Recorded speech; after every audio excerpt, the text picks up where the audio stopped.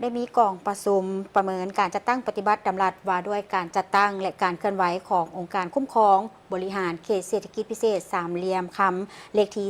359/นย.ลงวันที่22 พฤศจิกายน 2023กองประชุมได้จัดขึ้นในวันที่ 31 กรกฎาคม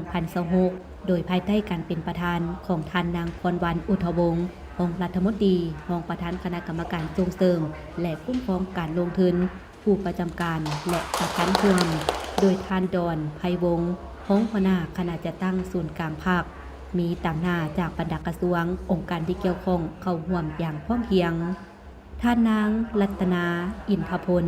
รองหัวหน้าองค์การคณะกรรมการส่งเสริมและคุ้มครองการลงทุนได้รายงานสภาพรวมการจัดตั้งปฏิบัติดำรัสว่าด้วยการจัดตั้งและการเคลื่อนไหวขององค์การคุ้มครองบริหารเขตเศรษฐกิจพิเศษสามเหลี่ยมคำเลขที่359/นย.ในระยะ2 ปีกว่าผ่านมาเกี่ยวกับพลบทบาทหน้าที่และขอบเขตสิทธิของภาคส่วนที่เฮ็ดหน้าที่ในการคุ้มครองเปียกดังกล่าวผ่านการจัดตั้งปฏิบัติระยะเกือบปีผ่านมาเห็นได้ว่ามีผลสำเร็จหลายด้านที่เกิดขึ้นเคียงคู่กันนั้นยังมีจุดใดในดำรัสดังกล่าวที่เห็นว่ายังจะต้องได้สืบต่อค้นคว้าปรับปรุงให้มีความสอดคล้องกับสภาพการจัดตั้งปฏิบัติตัวจริงในปัจจุบันให้หลายขึ้น